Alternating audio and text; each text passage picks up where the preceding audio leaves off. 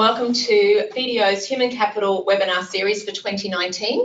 I'm Janine Waters and I head up our People Advisory practice here in Sydney.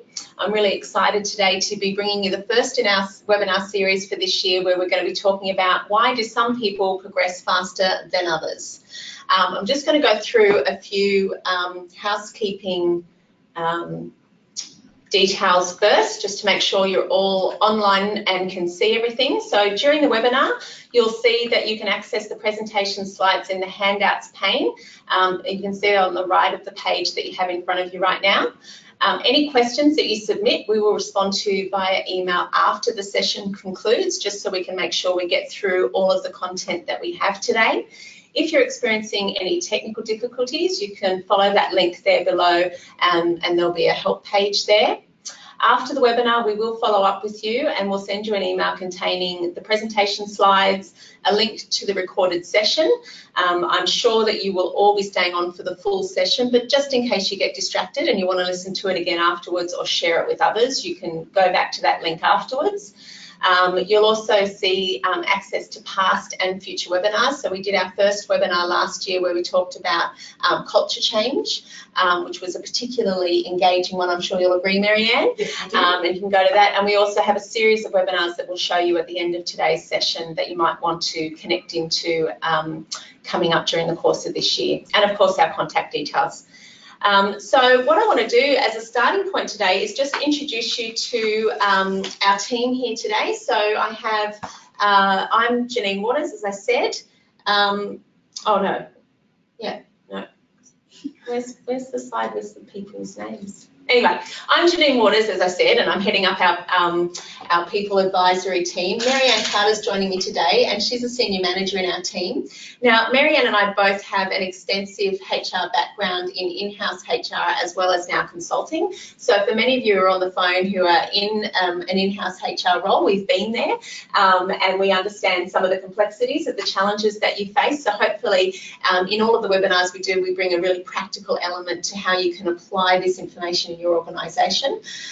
Marianne's background includes years in the UK, in the Middle East, in organisations such as Mars and Merck Sharp and Dome, and my background is 20 years of HR in organisations such as Johnson & Johnson and Olympus. So hopefully today we're going to bring you some really practical and engaging insights into the topic that we said we were covering, which is why do some people progress faster than others. And Marianne's now taking the mouse off me because clearly I'm out of control. That back one.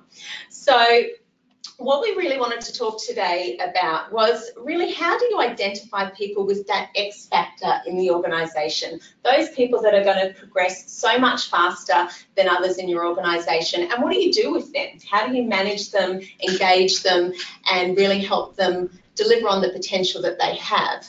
And also, how do you release the potential in those other leaders that you have in the organisation? Because let's face it, we don't want a world where every single leader wants to move every 12 months and take on something new and different. So how do we also make sure that we're capturing those really solid, great leaders who might have a lot more depth and technical experience, and how do we differentiate between the two of those?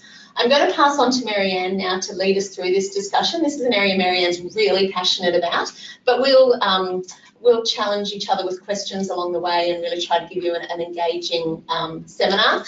We also do have our in-house people and culture team here today. So if you hear background noise, that's because we're all having a bit of fun here today. So hopefully you'll join us for that with your cup of tea or coffee and sit back and enjoy the session. All right, thanks, Janine. So, at the core of everything, whether you are a business leader, HR leader, or you're trying to grow your business, at the end of the day, what we're trying to do is have the right people in the right jobs at the right time to build the future of your company and basically deliver your business results. When we're talking about people, people actually have different ways they like to feel valued and actually be developed. So, what we're going to talk about are some X factors. And before we go into the X factors, I'm going to walk you through just some research around this area, particularly from CCL and Lominger. They've done some great work here. So at the end of the day, XFactors refers to someone's drive and capability to grow from new experiences. So I'm just going to break that down. There are two main factors here. There are people that want to progress really quickly. They actually cannot sit in a role for longer than a year or 18 months. If you are on the call and you're a line manager and you happen to manage one of these people, they can at times get a little bit challenging because you've given them something, they've done an amazing job, and they're already looking for the next new thing. And you're having discussions like, okay, let's just look at this, let's try to understand. Now, I just want you to keep an open mind as we go through this, because these may be individuals that might have this X factor, and what you need to do with them is different to what you need to do with some other high-performing individuals. Okay, so I'm actually going to be talking about two very high-performing types of people. There's more than two in our organisation, but the way that you develop them will need to be different. Okay, and then the other bit is they actually love new. They love new things. If you gave them the same thing again and again and again, these people would get bored and probably begin to not perform. So people with this X factor love new things, and they've got a big drive for things. Does that make sense? Mm-hmm. Got it. So let's look at some of the research. Basically, over the years, CCL and Lominger have looked at what are the behaviours that actually make executives succeed. They've also looked at, okay, well, what are the behaviours that actually make them derail? And a lot of this actually forms a lot of the basis of what we're going to be seeing today. So traditionally, we think of great line managers are people that have conventional intelligence. They just get stuff. They're really clever, they've got beautiful grades, technically they're amazing, great at analytical skills, and quite frankly, if you gave them a problem to solve, pretty simple problem that comes up day to day, they can solve that pretty quickly and move on. Mm-hmm. In the world that we're currently moving to and are finding ourselves in, where things are changing so much quicker, what the research is saying is people with the X factor, or managers or leaders that do really well, are ones that actually can think really quickly on their feet. They're quite intuitive, and not just that, they're really curious. So when you come to them with something, they actually ask, oh, why is that? What did that look like? So they don't just take something on face value. They're really good at making fresh connections. So even if you can't see the connections, they're already linking things. In terms of how they apply things, they use a rule of thumb. They get that they're not going to be right all the time. And the reason why they can use the rule of thumb is that they're pretty broad in terms of how they think. So that's what the research is telling us about where we've been and what organisations have needed and where we're moving to. What I want you to keep in mind, though, is that when you look at successful leaders, X factors are ones where you need leaders to do things for the first time. You still have in organisations brilliant leaders that are great at what they do and technically very good, which we'll talk about later. Okay? So why do they derail? In all the research, companies that have gone down, Enron, all, we could put a whole list of them. Basically what they're saying is, as managers have progressed up, they're actually victimised by their past success. So what worked for them in the past is what they use as they move forward. As they've moved up, they've created blind spots, or they have blind spots, and people are not able or not willing to share with them things that they're doing right or wrong. They have competencies that have been untested, not developed. And when it comes to relationships, the research found they failed at it. The strength of their relationships, either with their teams or the wider organisations, were not strong. And because they're victimised by their past experience, they have what you call quit learning. I know what I know, this is what got me here, let's just get on with it. So we've all seen those leaders where they go from one job to the next and just apply the exact same thinking and framework and expect it to work, even if the needs of the new environment are quite different. Yeah. So when they're pulling the research together, what they're finding is that the average incumbent, as it moves up the corporate ladder, does grow. You can see in this diagram they're growing. However, the gap is also growing as they're moving up. And there are certain factors that allow that gap to minimise and disappear, and that's what we're going to be talking about.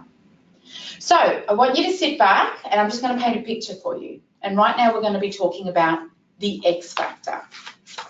I want you to think about people that come to mind that actually don't care if they look stupid or feel stupid. They're not fazed by the fact that they make mistakes. They own up to them and they move on.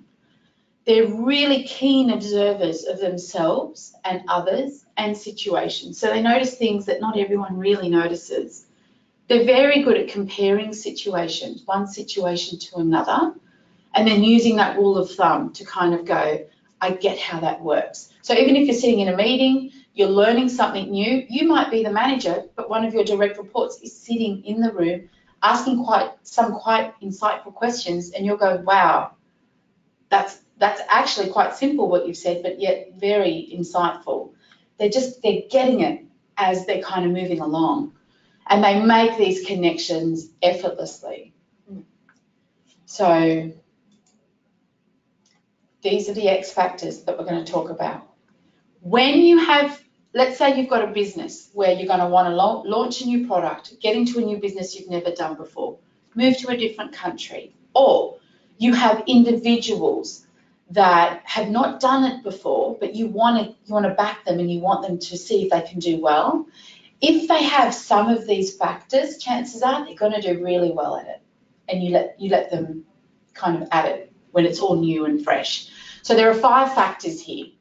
There's mirroring, intellect, connector, nudger, and deliverer. And what we're going to do is we're going to walk through what are these? Mm-hmm. What do they look like? Good. Because so far this looks like some sort of superhero.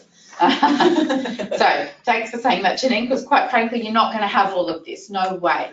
And for those of us that like maths or trying to put it into a real big structure, we're talking about people here. And when you look at the research, it doesn't say one is more important than the other.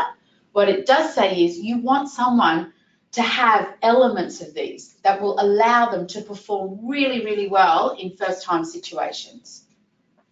All good? Good. I'm happy. So let's begin. So mirroring. Here we have people that are very good at self-awareness. They're insightful. They reflect. They clearly understand their personal strengths, and quite frankly, they understand their weaknesses as well. They're actively seeking feedback, and they're sensitive of their impact on others. Can you think of some people like that, Janine? I can think of several in my team. They're very interesting to manage because they're constantly coming to you and asking for that feedback, and they're constantly pushing themselves to do better. So, okay. And do any of this make, like, do you look at it and go, oh, no, I would never see it or never equate it to the X factor? No, definitely. If I think about the people that are most likely to succeed in any team that I've managed, they're usually the hardest to manage because they're constantly coming and wanting that feedback and pushing me to give it to them. So they're often quite challenging in that respect, but they're also always taking that feedback on and trying to apply it. So there's those that will come to me for feedback, but then you see it never goes anywhere. It's more a tick the box exercise. Yeah. But there are those who come to you for the feedback, and then you can see they mull it over, they come back, they're constantly trying to push themselves and stretch to that next level of learning. And I think that's that key difference there. Okay, and what I love about what you just said there is that they take the feedback on and then they move forward. So what you're seeing is their ability to learn from their experience really quickly comes to life. So that's one of them. Next, we've got intellect here. So with intellect, these people are very comfortable with complexity and, quite frankly, ambiguity. They find solutions to really tough problems. They tend to have broad interests, and when they're looking at things, they're really highly curious. So when they're looking at items that they're trying to dissect or understand, their ability to draw parallels or contrasts and even question wisdom is actually quite high. And that resonates with what you talked about earlier around that people who don't seem to feel any kind of sense of embarrassment. You know, you see people in a team meeting who are wanting to ask the question that looks intellectual because they're more worried about how they're coming across. But when I see it in these people, it comes across as someone, I don't care how you think I know what I'm trying to get to. I know what I'm trying to understand and where I'm trying to draw those linkages. So I might ask a question that you think is silly, and I don't care if you think it's silly because I know it's going to get me to a better place at the end. Yeah, and you know, just as you're talking there, I'm thinking, let's not confuse this with extroversion and introversion. Yeah, this is what I said to you a couple of times when we've talked about this in the past, is often when you have a person in a meeting who's the first one to put up their hand, to ask the questions, to drive it forward, you know, they can overwhelm the meeting with that extrovert sort of style. But what you've talked to me about before is that that's not necessarily what to look for, that it goes deeper than that. It's what they're asking and why they're asking it. Exactly, and you might have people in your team or in the organisation that actually ask it later. They sit down, they mull it over, they look at it, and they come back and they begin to ask questions and really draw the parallels that people couldn't see before. Yeah. I think that is a really important point though, Miriam, because in our society in Australia, where we have a lot of fairly extroverted leaders, especially in an organisation like this, you can confuse the two, where you start to think that willingness to step up in a meeting and to always be the one to talk isn't necessarily indicative of this type of X factor on its own. Okay, so let's move on to the third X factor. Now, the third X factor is about connecting. This is the connector. Here, what you're looking for is people that can work really easily with a diverse group of people. Not just diverse in terms of religion, male, female, all of that, but just the way that people think. Yeah. Whether you can have, you know, an engineer sitting side by side with somebody that has a very different type of creative yeah. How do they connect with different types of diverse people? These people are very good at doing this. They're politically agile. So from a politics perspective, they read a room really, really well, and they know how to navigate it. And they know how to navigate it because they understand how to impact others and the impact they have on others. Mm-hmm. Another part of this person is that they're a really skilled communicator and they manage interpersonal conflict really, really well. So when you look at this, what are the types of things that come to mind for you? Again, I think the only thing that makes me uncomfortable some of the times with these X factors still comes back to some of that extroversion sort of style, where, you know, you might see a skilled communicator as someone who will be a narrator and who will willingly talk up, but sometimes it's those connections that happen outside of that environment. People who might be having those one-on-one discussions or leading people through change and complexity in a different way. So it's not just looking for the same behaviours all the time. It's really trying to unravel what's behind somebody's success is that ability to communicate with people and bring them on a journey. That's exactly right. And Janine, we've got tools for all that. So if people are wanting to know more about how we do that, we can help them. But as you say, it's not always what you see on the face value. It's more about really understanding what's the outcome, what's the impact of the behaviours that you're seeing. Yeah. Okay. Then we've got the nudger. Now here, the nudger is a consistent tinkerer. Quite frankly, they're not ever satisfied with the status quo. This is not the person that just wants change for change's sake. They will probably do your head in. But this is someone that gets the fact that actually, if we do this, would it make it a bit efficient? What if we just nudge this way? Would that help?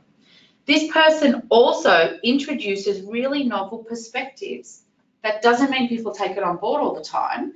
So let's say they're brilliant at introducing novel perspectives, but they're not good at a connector with people. They may not get it over the line. Mm-hmm. Do you get what I'm trying to say? So we're not going back to superhero that they're doing all of this, but if they're doing a lot of this, it actually helps you work out, I've got someone here that I can pick up, even if they haven't done it before, put them in a new role, and I know pretty much they're likely to fall on their feet. Mm-hmm. The other things that they do is that they love leading change efforts. So if you have things in your organization where you're leading from the front, you're doing something different, these people will actually lead from the front and they take a lot of the heat that comes with it.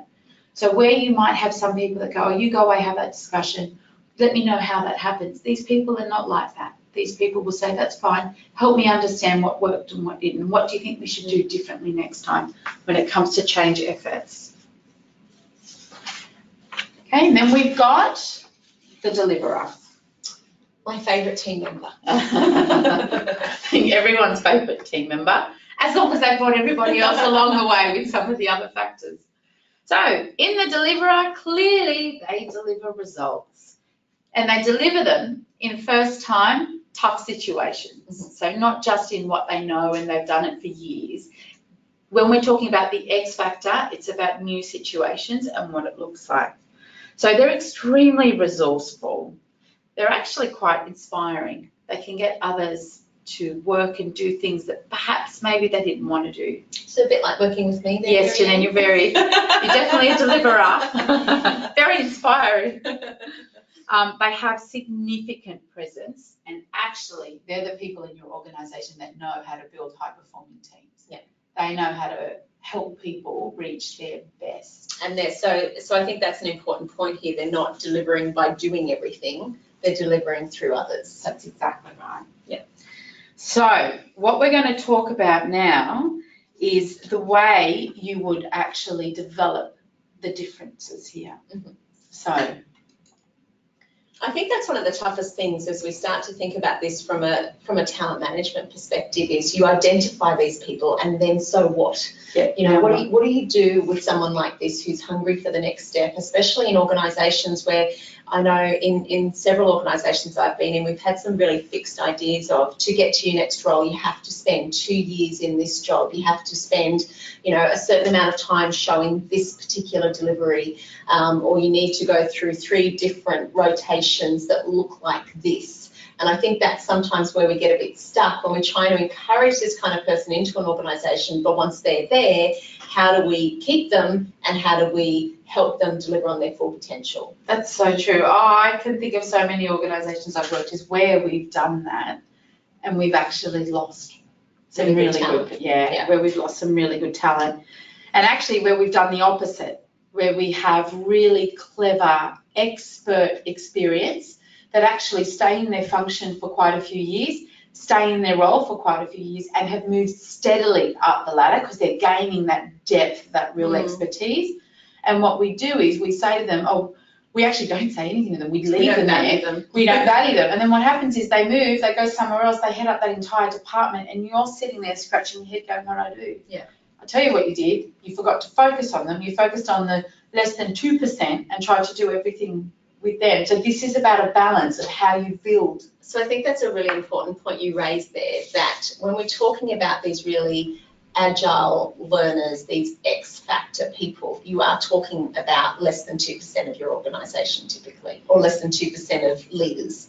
Globally. Yeah. So that's what the research says, yes. And yet some, sophisticated organisations build like 9-box grids and all sorts of stuff, which are fabulous. And have their place. And absolutely have their place. But if you've got everybody wanting to be up the top corner, what it actually means is you need to move them and move them quick.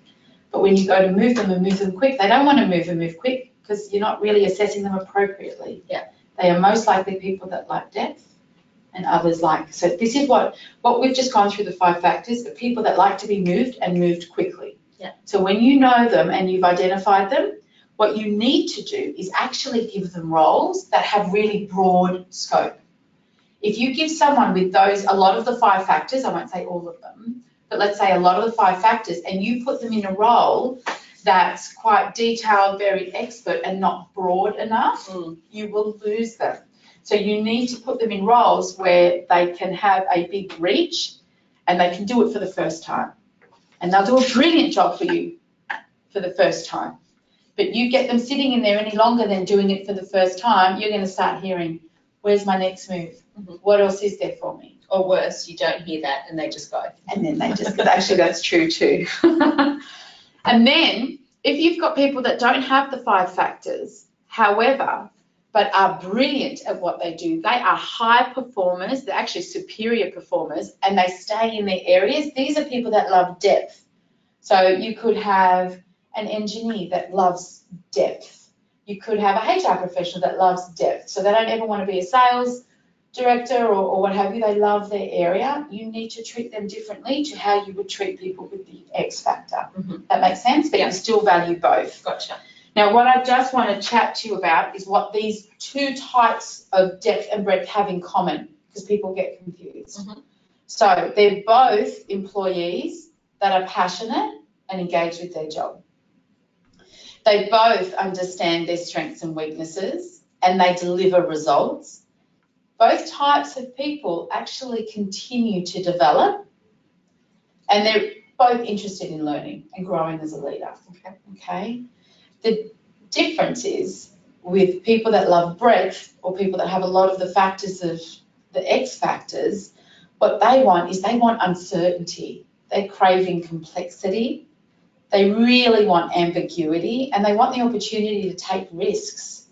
And quite frankly, generally speaking, what the research says is they get bored with routine and they just really love the big picture. So they don't always have the answer of how to do it, just more, wouldn't it be great if we went here? Let's bring the people along to get it happening. When you have someone that doesn't necessarily have a lot of the 5 factors, but are brilliant performers, what they're looking for is diligence. They show you determination, they persevere at learning, they actually embrace quality and structure and consistency, and their expertise continues to deepen over time. So the way you would develop that person is very different to the way you would develop somebody with the 5 factors. Excellent. Okay, well, thank you so much for all of that insight, Marianne. I think we had a few questions that we thought would be really good for you to take away and ask yourself in your organisations. And one is really, how do you define talent in your organisation? I think this is a really challenging one that I often talk about internally here. We have these discussions all the time, and then when we're working with our clients as well, is really, how do you define talent? How do you have a really solid discussion about the talent in your organisation that goes beyond just a performance rating discussion? Is there an understanding in your organisation that people prefer to learn differently? Are there development plans in line with how they prefer to grow? How much are you actually able to flex with that within your organisation, and how are you able to build a talent plan around that? Do you need a more structured way to develop your talent that will target their strengths and strengthen your talent pipeline? So I think these are all the questions that are really good for those of you who have leadership, accountability and responsibility for your talent pipelines in your organisation, to go back and talk about and say, okay, where are we actually positioned in some of these areas, and what could we be doing differently? Love it. So hopefully today has given you a little bit of a sense of what the X factor is like, and why you might be experiencing differences in the way that your employees are wanting to grow and develop, and to start to think about how you might tap into that. There's only so much one can cover in a short webinar, so it's really just a bit of a flavour to give you a sense of that. What we do here at BDO is really apply a lot of these different learnings to the different frameworks and tools that we bring into organisations to actually really help you think about your talent in a very proactive and structured way, and to make sure that you're constantly thinking about how you're building your talent pipeline and moving people appropriately. So today, so as I said, was all about learning agility and that X factor. Over the course of the year, you can see that we have a series of webinars that are coming up, and they really focus on a whole lot of different areas. So if talent management is the thing that's a real challenge for your organisation, I would strongly encourage you to join up with some of our other webinars, such as the succession planning, who wrote that one? Successful succession planning, capability ready. So that's really about how you think about building your talent pipeline. If you're in human resources and you really want to think about strategic HR, we're going to have a round table around what that is, and think about how we build on that. What is a great leader, and the importance of emotional intelligence. We also have a whole lot of other webinars that we'll be doing that are really good for those of you who are building more from an operational HR perspective. So if you're setting up a business, or you're new to building HR in your business, you might want to think about the second webinar we have coming up, which is around business setup through the HR lens, what to consider when you're setting up a business in Australia. And in September, we're also doing one that covers more on employment contract inclusions, to really think about how you draft a really good employment contract. So hopefully there's some interesting webinars that might be of interest to you, and we hope that we can see you in one of those. In the meantime, as we said, we will be sending out a follow-up email after today. If you have posted any questions today, we'll be responding to those, and we really encourage you to contact either Marianne or myself or anybody in our people advisory team if there's anything we can do to help you in your HR or leadership roles. Thanks so much. Have a great day.